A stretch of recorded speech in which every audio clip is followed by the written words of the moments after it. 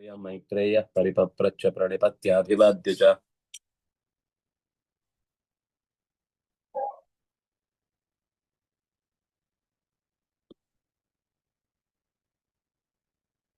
तप्तलोहे पतत्यन्ते यश्च भक्तं परित्यजेत्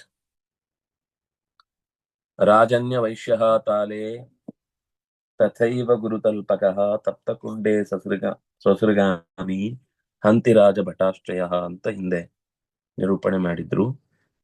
ಆ ಯಾರೋ ಒಬ್ಬ ರಾಜನಿಗೆ ಅನ್ಯಾಯ ಮಾಡಿದ್ರೆ ಅಥವಾ ಒಳ್ಳೆ ಲೋಕಕ್ಕೆ ಉಪಕಾರಕವಾದ ಪದಾರ್ಥಗಳನ್ನು ತಯಾರಿಸುವ ವ್ಯಾಪಾರಿಗೆ ತೊಂದರೆ ಕೊಟ್ರೆ, ಅಂಥವರನ್ನ ಕೊಂದ್ರೆ ಅಥವಾ ಅಂಥವರನ್ನ ಹಿಂಸೆ ಮಾಡಿದ್ರೆ ಆಗ ತಾಲ ಅನ್ನುವ ನರಕದಲ್ಲಿ ಅವರನ್ನ ಬೀಳಿಸ್ತಾರೆ. ಹಾಗೆ ಗುರುಗಳ ಆಸನವನ್ನ ಅಥವಾ ಗುರುಗಳ ಸೊತ್ತನ್ನ ಅಥವಾ ಗುರುಗಳ ಇನ್ನೇನೇ ಯಾವುದೇ ಸಂಬಂಧವನ್ನ ದುರುಪಯೋಗ ಪಡಿಸಿಕೊಂಡ್ರೆ ತಪ್ತಕುಂಡ ಅನ್ನುವಂತಹ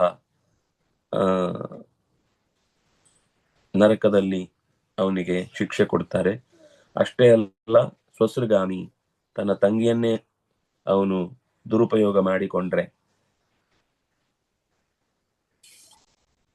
ಹಂತಿ ರಾಜಭಟಾಂಶ್ಚಯ, ಯಾರು ರಾಜಭಟರನ್ನ ರಾಜರಿಗೆ ಸೇವೆ ಮಾಡುತ್ತಾ ನಿಷ್ಠೆಯಿಂದ ಬದುಕಿದ್ದವರ ಜೀವಹಾನಿಗೆ ಕಾರಣನಾದ್ರೆ ಅಂಥವನಿಗೂ ಕೂಡ ತಪ್ತಕುಂಡದಲ್ಲೇ ಶಿಕ್ಷೆ, ಕಟ್ಟಿಟ್ಟ ಬುತ್ತಿ ಆಗತ್ತೆ. ಸಾಧ್ವಿ ವಿಕ್ರಯ ಕೃದ್ಬಂಧ ಪಾಲಕೇಸರಿ ವಿಕ್ರಯೀ ತಪ್ತಲೋಹೆ ಪತತ್ಯಂತೆ ಯಶ್ಚ ಭಕ್ತಂ ಪರಿತ್ಯಜೇತ್.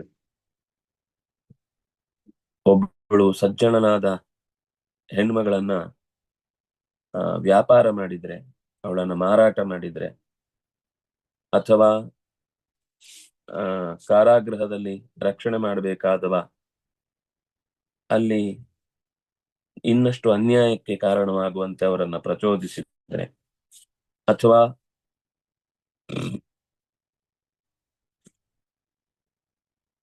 ಕಾರಾಗೃಹ ರಕ್ಷಣೆ ಮಾಡುವವನನ್ನು ಕುದುರೆಯನ್ನ ನೋಡಿಕೊಳ್ಳುವವನು, ಕುದುರೆಯನ್ನ ಚೆನ್ನಾಗಿ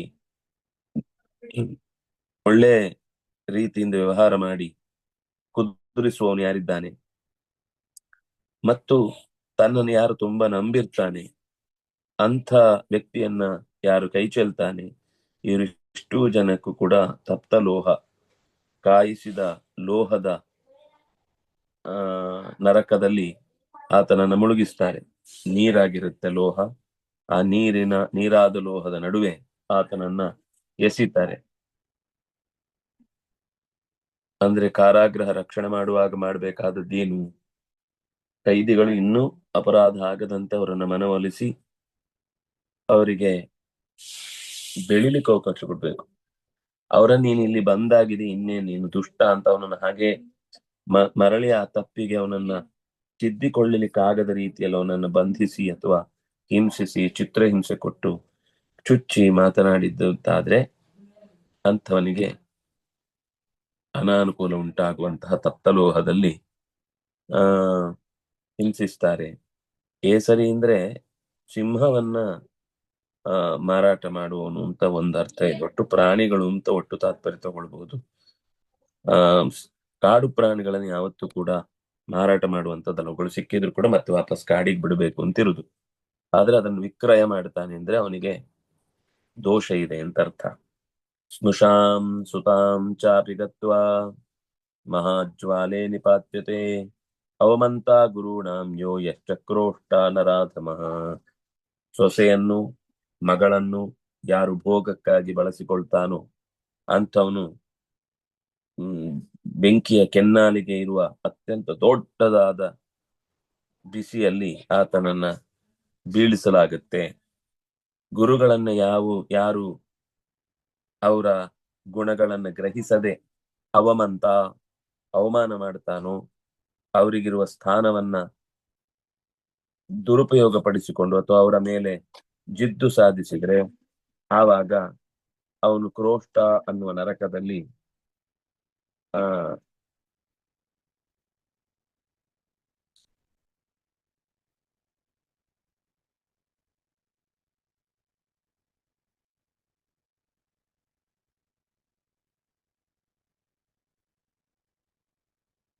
ಕೊಲ್ಲಲಾಗತ್ತೆ ಅಥವಾ ಅಲ್ಲಿ ಅವನನ್ನ ಶಿಕ್ಷಿಸಲಾಗತ್ತೆ ಅಂತ ಹೇಳಿದ್ರು.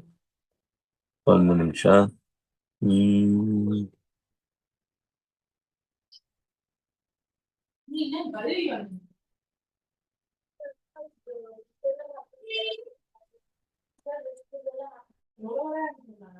ಹ್ಮ್ ಕೆಟ್ಟ ಆಕ್ರೋಷ್ಟ ಅಂದ್ರೆ ಕೆಟ್ಟ ಮಾತುಗಳನ್ನ ಆಡುವವನು, ಗುರುಗಳಿಗೆ ಅವಮಾನ ಮಾಡುವವನು, ಅವರನ್ನ ಕೆಟ್ಟ ಶಬ್ದಗಳಿಂದ ನಿಂದಿಸುವವನು, ಅಂತ ನರಾಧಮನು ಕೂಡ ಇಂತಹ ಮಹಾಜ್ವಾಲ ಎನ್ನುವಂತಹ ನರಕದಲ್ಲಿ ಬೀಳ್ತಾನೆ. ಅಷ್ಟೇ ಅಲ್ಲ, ಇನ್ನು ವೇದ ದೂಷಯಿತ, ವೇದಗಳನ್ನು ವೇದ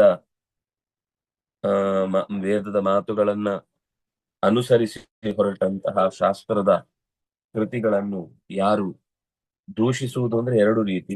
ಒಂದು, ಅದನ್ನ ತಪ್ಪಾಗಿ ಇಂಟರ್ಪ್ರಿಟೇಟ್ ಮಾಡಿ ಸಮಾಜಕ್ಕೆ ಬೋಧಿಸುವವನು, ಆ ಆ ಹಿನ್ನೆಲೆಯಲ್ಲಿಯೇ ಅದನ್ನ ಅರ್ಥೈಸಿಕೊಳ್ಳದೆ ಅದರ ಬಗ್ಗೆ ದ್ವೇಷ ಬರುವಂತೆ ವರ್ತಿಸುವುದು ಅಥವಾ ಅದರ ಬಗ್ಗೆ ದ್ವೇಷಿಸುವುದು, ಇದು ಕೂಡ ದೋಷಕ್ಕೆ ಕಾರಣ. ವೇದ ವಿಕ್ರಯಿಕ, ವೇದವನ್ನು ದುಡ್ಡು ಕೊಟ್ಟು ಕಲಿಯುವುದಾಗ್ಲಿ, ವೇದವನ್ನು ದುಡ್ಡು ಕೊಟ್ಟು ಕಲಿಸುವುದಾಗ್ಲಿ, ದುಡ್ಡು ತೆಗೆದುಕೊಂಡು ಕಲಿಸುವುದಾಗ್ಲಿ, ಇದು ಕೂಡ ನರಕಕ್ಕೆ ಕಾರಣ ಆಗುತ್ತೆ. ಅಗಮ್ಯಗಾಮಿ,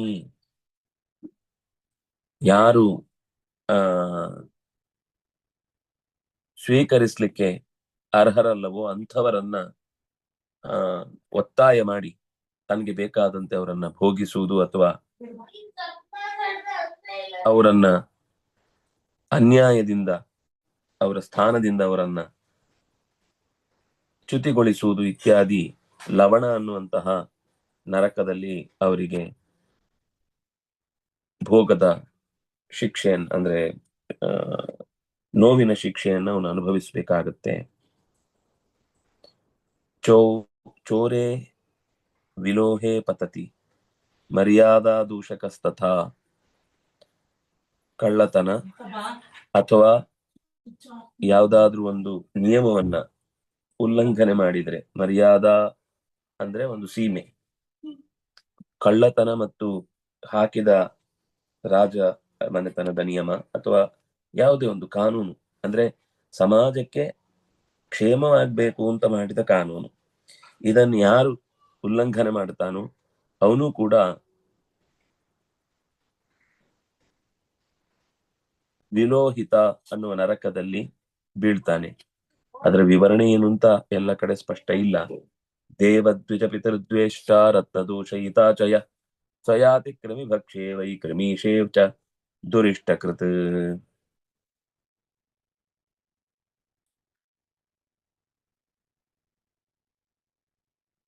ಕ್ರಮಿಭಕ್ಷ ಮತ್ತು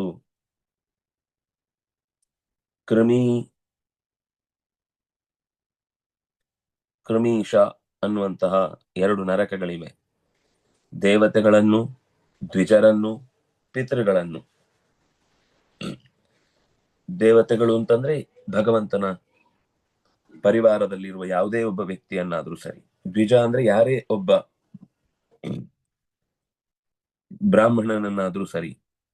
ಪಿತೃಗಳು ಯಾರೇ ನಮಗೆ ತಂದೆ ತಾಯಿಗಳಾಗಿರಬಹುದು, ಒಟ್ಟು ಪೋಷಕ ವರ್ಗದಲ್ಲಿರುವಂತಹ ವ್ಯಕ್ತಿಗಳನ್ನು ಯಾರು ದ್ವೇಷಿಸ್ತಾನೋ, ಮತ್ತು ರತ್ನ ದೂಷಯಿತ, ಒಳ್ಳೆ ಬೆಲೆ ಬಾಳುವಂತಹ ವಸ್ತುವನ್ನ ಅದರ ಬಗ್ಗೆ ಅದನ್ನ ಹೇಗೋ ಒಡೆದು ಹಾಕುದು ಅಥವಾ ಕೆತ್ತಿ ಏನೋ ಮಾಡ್ಲಿಕ್ಕೆ ಹೋಗಿ ಅದನ್ನ ಹಾಳು ಮಾಡುದು, ಅಥವಾ ಅದರ ಸಂಪತ್ತನ್ನ ಯಾರಿಗೆ ಸಿಗಬೇಕು ಅವರಿಗೆ ಸಿಗದಂತೆ ಅದನ್ನ ಎಷ್ಟು ಬಿಡುದು, ಈ ತರ ಅದನ್ನ ನಾಶ ಮಾಡಿದ್ರೆ ಅವನು ಕ್ರಮಿಭಕ್ಷ ಅಥವಾ ಕ್ರಮೀಶ ಅನ್ನುವಂತಹ ಎರಡು ರೀತಿಯ ದುರಿಷ್ಟಕೃತ್. ಕ್ರಮೀಶೇಚ ದುರಿಷ್ಟಕೃತ್, ಅದು ಕ್ರಮೀಶ ಅನ್ನೋದು ಇನ್ನೊಂದು ದೋಷಕ್ಕೆ ಹೇಳೋದು. ದುರಿಷ್ಟಕೃತ್ ಅಂದ್ರೆ ಅನಿಷ್ಟದ ಕೆಲಸ ಮಾಡುವವನು, ಸಮಾಜಕ್ಕೆ ಹಿತಕರವಲ್ಲದ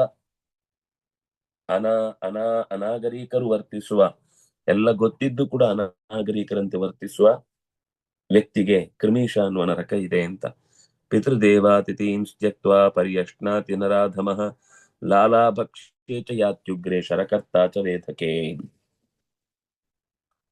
ಪಿತೃ, ದೇವ, ಅತಿಥಿ, ದೇವತೆಗಳಿಗೆ ಕೊಡದೆ, ಶ್ರಾದ್ದಾದಿ ಕರ್ಮ ಮಾಡದೆ, ಅತಿಥಿ ಸತ್ಕಾರ ಮಾಡದೆ, ಯಾರು ನಿತ್ಯ ಮನೆಯಲ್ಲಿ ಗಡದ್ದಾಗಿ ಊಟ ಮಾಡ್ತಾನೋ, ಇನ್ನೊಬ್ಬರಿಗೆ ಒಂದು ದಿವಸವೂ ಯಾವುದೇ ಪದಾರ್ಥವನ್ನ, ಅಂದ್ರೆ ಸಾಮಾನ್ಯವಾಗಿ ಶಾಸ್ತ್ರ ಹೇಳುವುದೇನು ಅಂದ್ರೆ, ಮಹಾಭಾರತದಲ್ಲೇ ಶಾಂತಿ ಪರ್ವದಲ್ಲಿ ಬರುವ ಮಾತು, ನಾವೊಂದು ವಾರದಲ್ಲಿ ಒಂದು ಎಲ್ಲಿಯಾದ್ರೂ ಅಕಸ್ಮಾತ್ ಅನಿವಾರ್ಯವಾಗಿ ಯಾರಾದ್ರೂ ನಮ್ಮನ್ನ ಅತ್ಯಂತ ಆತ್ಮೀಯವಾಗಿ ಎಲ್ಲೋ ಊಟಕ್ಕೆ ಕರೆದ್ರೆ, ನಾವು ಅಷ್ಟೇ ಪ್ರಮಾಣದಲ್ಲಿ ಆದ್ರೂ ಕೂಡ ಮನೆಯಲ್ಲಿ ಅಷ್ಟು ಜನಕ್ಕೆ ಊಟ ಹಾಕ್ಬೇಕು. ನಾವು ಎಷ್ಟು ಕಡೆಗೆ ಹೋಗ್ತೇವೋ ಅಷ್ಟು ಪ್ರಮಾಣದಲ್ಲಿ ನಮ್ಮ ಮನೆಗೂ ಯಾರನ್ನಾದ್ರೂ ಕರೆದು ನಾವು, ಅಂದ್ರೆ ಕನಿಷ್ಠ ಅರ್ಧ ಅಂತ ಇಟ್ಕೊಳ್ಳಿ, ಒಂದು ವಾರದಲ್ಲಿ ಅರ್ಧ ಹೊರಗೋದ್ರೆ ಇನ್ನರ್ಧ ನಮ್ಮ ಮನೆಯಲ್ಲಿ ಬೆಂಕಿ ಉರಿದು ಅದಕ್ಕೆ ಯೋಗ್ಯರಾಗಿರುವಂತಹ ವ್ಯಕ್ತಿಗಳನ್ನ ಕರೆದು ಊಟ ಹಾಕಬೇಕು.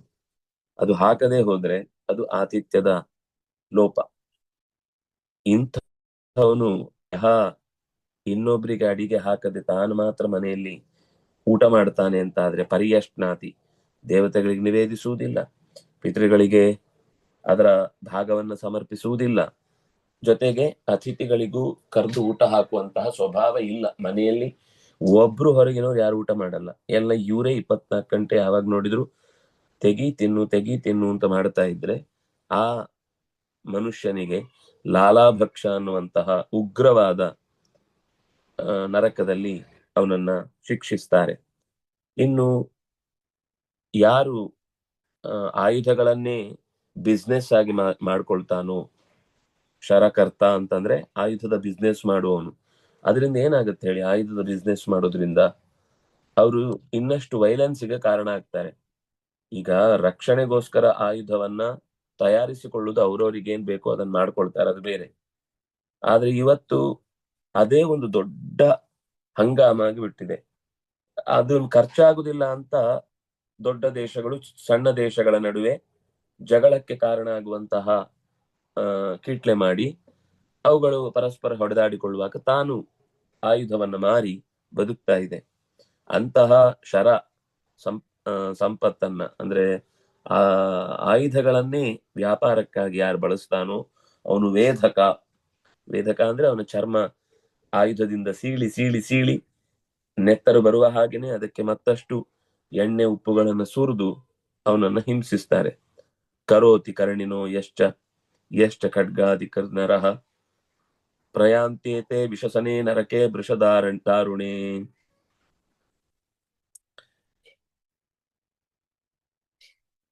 ಕರ್ಣಿ ಎನ್ನುವಂತಹ ಬಾಣವನ್ನ ಯಾರು ಮಾಡ್ತಾನೋ, ಯಾರು ಖಡ್ಗಾದಿ ಶಸ್ತ್ರಗಳನ್ನ ಮಿತಿಗಿಂತ ಹೆಚ್ಚಾಗಿ ಮಾಡಿ, ಅಂದ್ರೆ ಈ ತಮ್ಮ ತಮ್ಮ ಪ್ರಾರ್ಥನಾ ಮಂದಿರಗಳಲ್ಲಿ ಖಡ್ಗಳನ್ನೆಲ್ಲ ರಾಶಿ ರಾಶಿ ಸಂಗ್ರಹ ಮಾಡಿ ಇಟ್ಕೊಂಡು ಅದೇ ಒಂದು ಅವರ ಉದ್ಯೋಗವಾಗಿ ಕಲ್ಲೆಸಿ ಖಡ್ಗದಿಂದ ಪ್ರಾಣ ತೆಗಿ ಅನ್ನುವ ರೀತಿಯಲ್ಲಿ ಯಾರು ಖಡ್ಗಾಧಿಕೃತ್ ದ್ವೇಷ ಸಾಧಿಸುವ ದೃಷ್ಟಿಯಿಂದಲೇ ಆಯುಧಗಳ ಸಂಗ್ರಹ ಮಾಡಿ ಅದನ್ನ ತಾವೇ ಚೆನ್ನಾಗಿ ತಯಾರಿಸಿ ಅನ್ಯಾಯದ ಕಾಲಕ್ಕಾಗಿ ಬಳಸ್ತಾರೋ ಅವರು ವಿಷಸನ ಅನ್ನುವಂತಹ ಭಯಂಕರವಾದ ದುಃಖದಲ್ಲಿ, ಕರ್ಣಿ ಎನ್ನುವಂತಹದ್ದು ಒಂದು ನರಕ, ಕರ್ಣಿ ಎನ್ನುವಂತಹ ಒಂದು ಬಾಣವನ್ನ ಮಾಡುವವ, ಖಡ್ಗಗಳನ್ನ ತಯಾರಿಸುವವ, ಇಂಥವರು ಘೋರವಾದ ದಾರುಣವಾದ ನರಕದಲ್ಲಿ ಬೀಳ್ತಾರೆ. ಆದ್ರಿಂದಾಗಿ ಆಯುಧ ಮಾಡುವುದು ಕ್ಷತ್ರಿಯರು ತಮ್ಮ ಆತ್ಮರಕ್ಷಣೆಗೋಸ್ಕರ ಮಾಡಿಕೊಳ್ಳುವುದು ಬೇರೆ. ಇದು ಸಪ್ಲೈ ಮಾಡಿ ಮತ್ತಷ್ಟು ಜನರಲ್ಲಿ ಪರಸ್ಪರ ಜಗಳಾಗುವುದಕ್ಕೆ ಬೇಕಾಗುವಂತೆ ಪ್ರಚೋದಿಸುವಂತಹ ಪ್ರವೃತ್ತಿಯಲ್ಲಿ ಉಂಟೋ ಅಲ್ಲಿ ದೋಷ. ಅಂದ್ರೆ ಹಾಗಾದ್ರೆ ಯುದ್ಧ, ದಂಡ ನೀತಿ, ಬಾಣ, ಪೆಲ್ಲು ಇತ್ಯಾದಿಗಳ ವರ್ಣನೆಯನ್ನ ಧನುರ್ವೇದದಲ್ಲೇ ಹೇಳ್ತಾರೆ. ನೀವು ಅಲ್ಲಿ ಹೇಳಿದಾಗ ಅದನ್ನು ವೇದ ಅಂತ ಹೇಳ್ತೀರಿ, ಇಲ್ಲಿ ನೋಡಿದ್ರೆ ಅದನ್ನ ಬೈತಿದ್ದೀರಲ್ವಾ? ಅಂದ್ರೆ ಅದಕ್ಕೆ ಹೇಳಿದ್ದು ಅದು ವ್ಯಾಪಾರ ಆದ್ರೆ ಅಂತ ಹೇಳಿದ್ದು. ಅದು ಖರ್ಚಾಗ್ಬೇಕು ಅಂತ ಯುದ್ಧ ಮಾಡಿಸ್ತಾರಲ್ವಾ, ಅಂಥ ದುಷ್ಟರಿಗೆ, ಅಂಥ ಆಯುಧಗಳ ಮಾರಾಟಗಾರರಿಗೆ ವೆಪನ್ ಅನ್ನೋದನ್ನ ಡೀಲ್ ಮಾಡಿ ಏನೇನೋ ಅದಕ್ಕೋಸ್ಕರ ಬೇರೆ ಬೇರೆ ತರದ ವಿಚಿತ್ರ ರೀತಿಯ ಶತ್ರು ನಿಗ್ರಾಹಕ ಆಯುಧಗಳನ್ನು ತಯಾರಿಸುವವರಿಗೋಸ್ಕರ ಹೇಳಿದ್ದು. ಅವರಿಗೆ ಶತ್ರು ಯಾರು ಅಂದ್ರೆ ಯಾರು ಅಂತಾನೆ ಗೊತ್ತಿಲ್ಲ, ಯಾರ ಮೇಲಾದ್ರೂ ಪ್ರಯೋಗಿಸು ಖಾಲಿ ಮಾಡುದಷ್ಟೇ. ದುಡ್ಡಿನ ದುರುಪಯೋಗ ಆಗ್ತಾ ಇರುತ್ತೆ.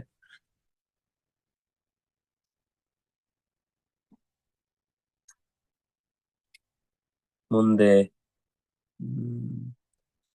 ಅಸತ್ ಪ್ರತಿಗೃಹೀತಾತು ನರಕೆ ಯಾತ್ಯಧೋಮುಖೆ ಅಯಾಜ್ಯ ಯಾಜಕಶ್ಚೈವ ತಥಾ ನಕ್ಷತ್ರ ಸೂಚಕ.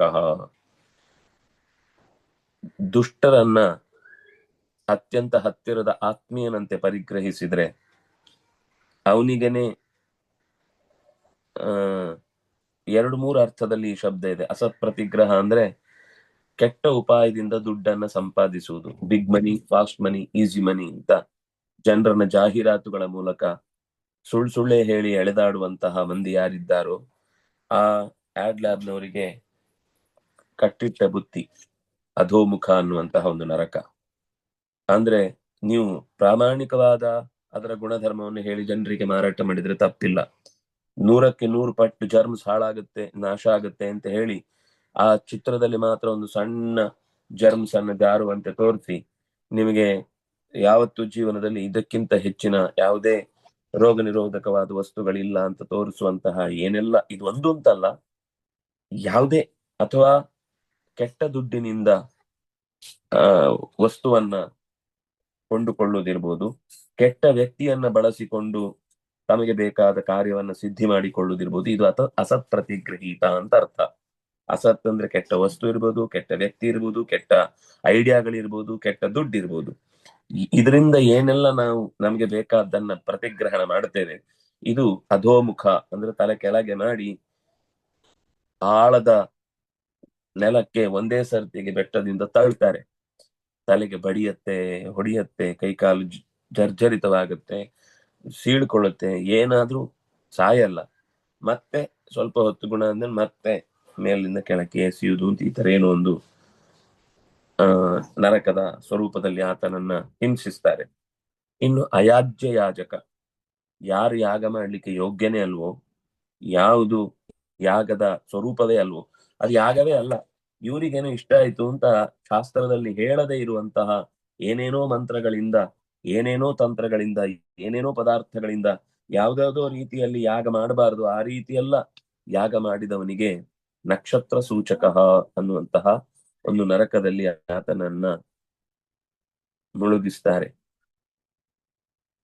ಇಲ್ಲಿ ನಕ್ಷತ್ರ ಸೂಚಕ ಅಂದ್ರೆ ಅದು ನರಕ ಅಲ್ಲ. ನಕ್ಷತ್ರ ಸೂಚಕ ಅಂದ್ರೆ ಸುಮ್ನೆ ಆಕಾಶ ನೋಡಿ, ನಕ್ಷತ್ರ ನೋಡಿ ಕೈ ಬೆರಳು ಮುಟ್ಟಿಸಿ ಜ್ಯೋತಿಷ್ಯ ಹೇಳಿ ಜನರನ್ನ ಮೋಸ ಮಾಡುವವ, ಅವನಿಗೂ ಕೂಡ ಈ ಅಧೋಮುಖ. ಯಾಕಂದ್ರೆ ಅವನ್ ಮೇಲ್ಮುಖವಾದ ವಿಷಯದಿಂದ ಸುಳ್ಳು ಹೇಳಿದ್ದಲ್ಲ, ಅದಕ್ಕೆ ನೀನು ನಿಂಗ ಆಕಾಶವೇ ಇನ್ ಮುಂದೆ ಕಾಣಬಾರದು ಅನ್ನುವ ಹಾಗೆ ಅವನನ್ನ ನಕ್ಷತ್ರ ವಿದ್ಯೆಯಿಂದ ಜನರಿಗೆ ಮೋಸ ಮಾಡುವಂತವನಿಗೆ ಈ ಅಧೋಮುಖ ಅನ್ನುವ ನರಕದಲ್ಲಿ ಸೀಟು ಬುಕ್ಕಿಂಗ್ ಆಗಿರುತ್ತೆ ಅಂತ ಹೇಳ್ತಾರೆ. ವೇಗಿ ಪೂಯವ ಹೇ ಚೈಕೋ ಯಾತಿ ಮಿಷ್ಟಾನ್ನ ಭುನ್ನರಹ. ಅಂದ್ರೆ ಎಷ್ಟೋ ಸರ್ತಿ ಟಿವಿಗಳಲ್ಲಿ ನಾನು ಅಂದ್ರೆ ಸಂಖ್ಯೆ ಅಂದ್ರೆ ನಾನು ಏನ್ ಹೇಳ್ತೇನೋ ಅದೇ ನಿಮ್ಗೆ ಆಗುತ್ತೆ, ಹಾಗೆ ಹೀಗೆ ಅಂತ ಜನರನ್ನ ನಂಬಿಸಿ ಅವರ ನಕ್ಷತ್ರಗಳು ಕೇಳಿದ್ರೆ ಅವನಿಗೆ 27 ನಕ್ಷತ್ರಗಳು ಗೊತ್ತಿರಲ್ಲ. ಅಂಥವ್ನು ಮಾಡುವಂತಹ ಎಲ್ಲಾ ಅಪರಾಧಗಳಿಗೂ ಕೂಡ ಇಲ್ಲಿ ಬೇಕಾದಷ್ಟು ಸೀಟ್ಗಳು ಹೆಚ್ಚು ಮುತುವರ್ಜಿ ವಹಿಸಿ ನಡೆಸಿರ್ತಾರೆ. ಅವ್ರಿಗೆ ಇಲ್ಲಿ ಸಿಗುವ ಸೀಟ್ ನೆಕ್ಸ್ಟ್ ಸಿಗುದಲ್ಲೇ. ವೇಗಿ ಪೂಯವ ಹೇಚ ಏಕಃ ಯಾತಿ ಮಿಷ್ಟಾನ್ನ ಭುಮ್ನರಃ.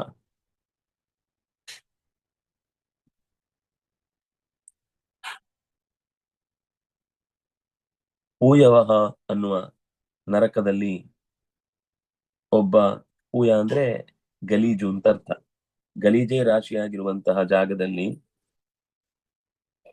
ವೇಗಿ, ವೇಗಿ ಅಂದ್ರೆ ಏನೇನೋ ಉದ್ವೇಗಕ್ಕೊಳಗಾಗಿ ಹೊಡೆದಾಕುದು, ಸಿಟ್ಟಿನಿಂದ ಏನೋ ಜಗಳ ಆಡುವುದು, ಯಾರಿಗೂ ನೆಮ್ಮದಿ ಇಲ್ಲದಂತೆ ಇಡೀ ಪರಿಸರವನ್ನೇ ಹಾಳು ಮಾಡುವುದು, ಅಥವಾ ಏನೋ ಹುಚ್ಚು ಕೆಲಸ ಮಾಡುವುದು, ಅವನು ವೇಗಿ. ಅಥವಾ ವೇಗವಾಗಿ ಗಾಡಿ ಓಡಿಸ್ತಾ ಜನರ ಎದೆಯಲ್ಲಿ ಭಯ ಹುಟ್ಟಿಸುವುದು, ವೀಲಿಂಗ್ ಮಾಡುವುದು ಇತ್ಯಾದಿಗಳು ಕೂಡ ಒಂದು ರೋಗವೇ. ಆ ತಪ್ಪು ಕೆಲಸ ಮಾಡಿದವನಿಗೆ ಕೊಳೆತ ಪದಾರ್ಥದಲ್ಲಿ ಬಿದ್ದು ಒದ್ದಾಡುವಂತೆ ಮಾಡ್ತಾರೆ. ಇನ್ನೊಬ್ಬ ಮಿಷ್ಟಾನ್ನ ಭುಕ್, ತಾನು ಮಾತ್ರ ಅತ್ಯಂತ ಸುಖವಾದ ಅನ್ನ ಉಂಟಾನೆ, ಬೇರೆಯವರಿಗೆ ಯಾರಿಗೂ ಕೂಡ ಅದನ್ನ ಕೊಡುವುದಿಲ್ಲ. ಅವನು ಕೂಡ ಇಂಥದ್ದೇ ಸ್ವಾದು ಭೋಜನವನ್ನ ಒಬ್ಬನೇ ತನಗಾಗಿ ಮಾಡಿಕೊಳ್ಳುವವನು ಕೂಡ ಈ ಪೂಯವಹ ಅನ್ನುವ ನರಕದಲ್ಲಿ ಬೀಳ್ತಾನೆ. ಲಾಕ್ಷ ಮಾಂಸರಸಾನಾಂಚ ತಿಲಾನಾಂ ಲವಣಸ್ಯ ಚ ವಿಕ್ರೇತ ಬ್ರಾಹ್ಮಣೋ ಯಾತಿ ತಮೇವ ನರಕಂ ದ್ವಿಜ.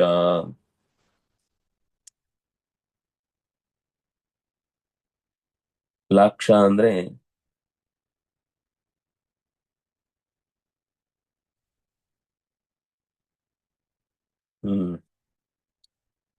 ಮೋಸ್ಟ್ಲಿ ಅರಗು ಅಂತ ಇರ್ಬೇಕು, ಲಾಕ್ಷಾಗೃಹ ಅಂತ ನಾವು ಕೇಳಿದ್ ನೋಡಿದ್ರೆ.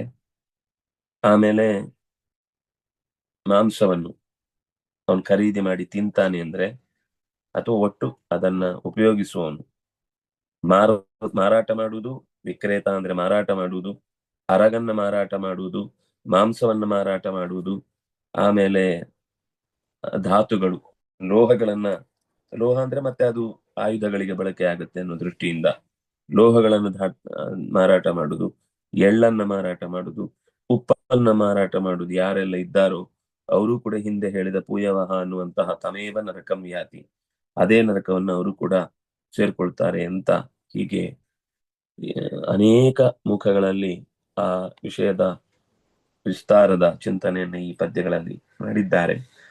ಇನ್ನು ಕೆಲವು ನರಕಗಳ ವಿಶೇಷಗಳನ್ನ ಹೇಳಲಿಕ್ಕಿದ್ದಾರೆ. ಮತ್ತೆ ಅದನ್ನ ನಾಳೆಯ ಚಿಂತನೆಯಲ್ಲಿ ಅನುಸಂಧಾನ ಮಾಡೋಣ ಅಂತ ಹೇಳ್ತಾ, ಕಾಯೇನ ವಾಚಾ ಮನಸಾ ಇಂದ್ರಿಯರ್ವಾ ಬುದ್ಧ್ಯಾತ್ಮನಾ ವಾ ಅನುಸೃತ ಸ್ವಭಾವ ಕರೋಮಿ ಯದ್ಯತ್ ಸಕಲಂ ಪರಸ್ಮೈ ನಾರಾಯಣಾಯ ಸಮರ್ಪಯಾಮಿ. ಶ್ರೀಕೃಷ್ಣ ಅರ್ಪಣಮಸ್ತು. ಆಚಾರ್ಯ ನಮಸ್ತೆ. ಎಷ್ಟು ದಿವಸ ಇರ್ತಾರೆ ಇಂಥ ನರಕದಲ್ಲಿ ಬಿದ್ದವರೆಲ್ಲ? ಅವ್ರು ಎಷ್ಟು ಮಾರಾಟ ಮಾಡಿರ್ತಾರೋ ಅಷ್ಟರ ಮೇಲೆ ಡಿಪೆಂಡ್. ಅಲ್ಲಿಗೂ ಟೈಮ್ ಅಂತ ಏನಿಲ್ವಾ ಅದಕ್ಕೆ? ಈಗ ಅವರ ಪಾಪ ಒಂದೇ ಮಾರಾಟ ಒಂದು ಲೋಹ ಮಾರಾಟ ಮಾಡ್ದ ಅಂತ ಅನ್ಕೊಂಡು ಎಷ್ಟು ಹೊತ್ತಿರ್ತಾನಲ್ಲಿ? ಅದು ಗೊತ್ತಿಲ್ಲ, ಇಲ್ಲಿ ಅದ್ರ ಬಗ್ಗೆ ಮುಂದೆ ಬರ್ಬೋದು, ಗೊತ್ತಿಲ್ಲ. ಆದ್ರೆ ಎವರೇಜ್ ಪ್ರಕಾರನೇ ಅವನು ಎಷ್ಟು ಮಾರಾಟ ಮಾಡಿದ್ರು ಅಷ್ಟಕ್ಕೆ ತಕ್ಕಷ್ಟೇ ಇರುತ್ತೆ. ಮತ್ತೆ ಈಗ ಅಲ್ಲಿ ಸಮಯ, ಈಗ ಅಲ್ಲಿ ನಮ್ಮ ಒಂದು ಟೈಮ್ ಇದಕ್ಕೆ ಏನಂತಾರೆ ಮೆಜರ್ಮೆಂಟ್ಗೂ ಅಲ್ಲಿ ಟೈಮ್ ಮೆಜರ್ಮೆಂಟ್ಗೂ ಡಿಫ್ರೆನ್ಸ್ ಇದೆನಾ? ಹೌದು, ದುಃಖ ಆದಾಗ ಜಾಸ್ತಿ ಹೊತ್ತಿದ್ದಾಗ ಅನ್ಸುತ್ತೆ, ಒಂದೇ ನಿಮಿಷ ಇದ್ರೂ ಕೂಡ ಅಲ್ಲಿ ಟೈಮ್ ಹೋಗುದೇ ಇಲ್ಲ ಬೇಗ, ಏಕಾದಶಿ ರಾತ್ರಿ ಇದ್ದ ಹಾಗೆ. ಸರಿ. ಆಮೇಲೆ ನೀವ್ ಹೇಳೋದ್ ನೋಡ್ರಿ, ಎಲ್ಲ ಹೆಚ್ಚು ಕಡಿಮೆ ಇವತ್ತು ಮಾಡ್ತಿರೋದೆಲ್ಲ ಆ ನರಕ ಬಹಳ ಬೇಗ ತುಂಬುತ್ತೆ ಅನ್ನೋಷ್ಟು ಮಟ್ಟಿಗೆ ಅನ್ಸುತ್ತೆ. ತುಂಬಿ ಇರುತ್ತೆ ಯಾವಾಗ್ಲೂ. ಹಾಗಾದ್ರೆ ಸ್ವರ್ಗ ಖಾಲಿ ಇರುತ್ತೆ ಅಂತ ಅರ್ಥನಾ? ಅದನ್ನ ಮಾಡದೆ ಬದುಕೋರು ಇರ್ತಾರಲ್ಲ. ಹಾಗ್ ನೋಡೋಕೋರಿ ಎಲ್ಲರೂ ಸುತ್ತ ಹೋದ್ರೆ ಅಲ್ಲಿ ಅದರಿಂದ ಹೊರಗ್ ಬರೋದು ಹೇಗೆ? ಯಾಕಂದ್ರೆ ಎಲ್ಲರೂ ತಪ್ಪು ಮಾಡೇ ಮಾಡ್ತಾರೆ. ಶಿಕ್ಷೆ ಅನುಭವಿಸಿ ಹೊರಗೆ ಬಂದ್ಮೇಲೆ ಗೊತ್ತಾಗುತ್ತೆ ಅದು ಮಾಡಬಾರ್ದು ಇನ್ನು ಅಂತ. ಭೂಮಿ ಸ್ಪರ್ಶ ಆಗತ್ತೆ, ಅವಾಗ ಇಲ್ಲಿ ಮರ್ತು ಹೋಗುತ್ತೆ. ಅದು ಅವರಿಗೆ ಒಂದು ಕರ್ಮ ಇದ್ದಾಗ ಮಾತ್ರ ಅಂತದ್ದಾಗುತ್ತೆ, ಸುಮ್ನೆ ಯಾರು ಅದನ್ನ ಮಾರಾಟ ಮಾಡ್ಲಿಕ್ಕೆ ಹೋಗುದಿಲ್ಲ. ಸುಮ್ನೆ ಕರ್ಮ ಅಂದ್ರೆ ಈಗ ಹಿಂದೆ ಮಾಡ್ತಾ ಹೋಗ್ತಾರೆ. ಈಗ ಕರ್ಮ ಮಾಡಿದ್ದೆ ಈ ಮಾರಾಟ ಮಾಡಿ ಈ ಮಾಡಿ ಕರ್ಮಕ್ಕಂತೂ ಮತ್ತೆ ಶಿಕ್ಷೆ ಇದೆ ತಾನೆ? ಹೌದು. ಅದೇ ಹಿಂದೆ ಮಾಡಿದ್ದಕ್ಕಿದು ಅಥವಾ